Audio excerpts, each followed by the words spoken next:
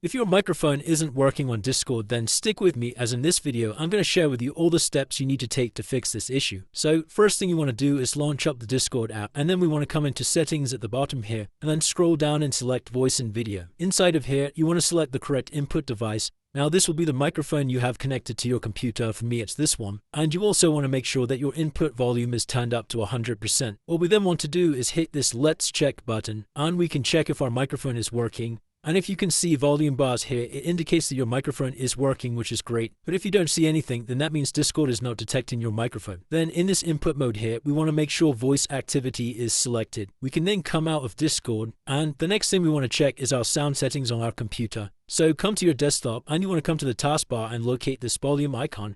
And right click and select sound settings. Scroll down until we come to the input section. And again, you want to make sure your microphone is selected under this input section, and also that the volume is turned up to 100%. If your microphone isn't showing under the input device, then it probably needs connecting, which you can do by clicking this add device button and then just following the steps on screen to connect it. Once we finished in this window, we can come down to the advanced section and you want to select more sound settings. Come over to the recording tab, and you want to locate the microphone that you're currently using. Mine is this one here. First of all, make sure the microphone is actually enabled. As you can see, it's got a green tick next to mine. But if it's disabled, it will look something like this and it will say disabled next to it. And to enable it, simply just right click and select enable. Once we've done that, we want to select our microphone and come into properties inside of the advanced tab. And where it says signal enhancements, you want to make sure that enable audio enhancements is unchecked. And then you can just press apply and OK to save the changes. We also want to make sure that Discord has the correct app permissions to access the microphone, which we can do by heading to the Windows menu and searching for the word settings. Tap the settings icon and then click on the privacy and security tab. And we want to scroll all the way down to microphone and select this.